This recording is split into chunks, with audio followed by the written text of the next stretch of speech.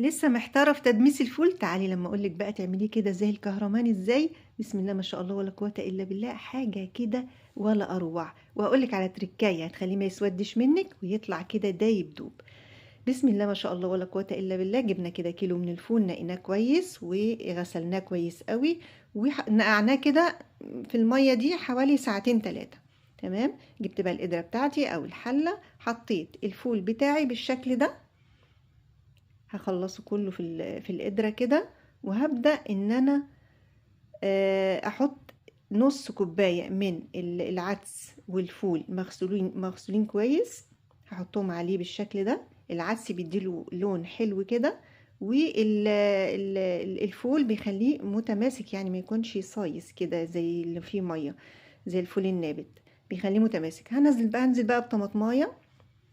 الطماطمية دي هتخليه مسكر كده ولونه برضو يبقى حلو. والتركاية بقى بتاعة الكركم دي علشان ما يأكسدش معانا ويسود، هتخليه كده زي الكهرمان معانا، بس ما كترش، هي شعرة بس كده. تمام.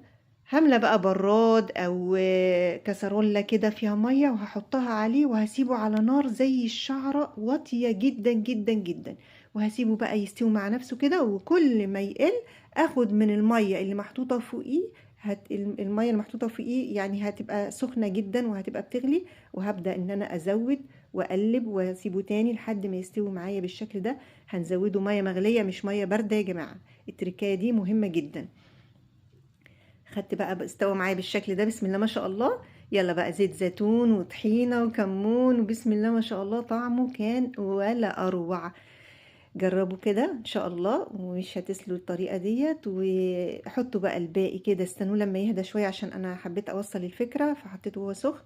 لا انتوا استنوا لما يهدى شوية كده، وفي الاكياس وفي الفريزر، وطلعي بقى واعملي احلى طبق فول لأحلى متابعين. بسم الله ما شاء الله، بزيت الزيتون بقى والطحينة، وتشوفي الطعم الكريمي الكهرماني الجميل. وبالهنا والشفا على قلوبكم.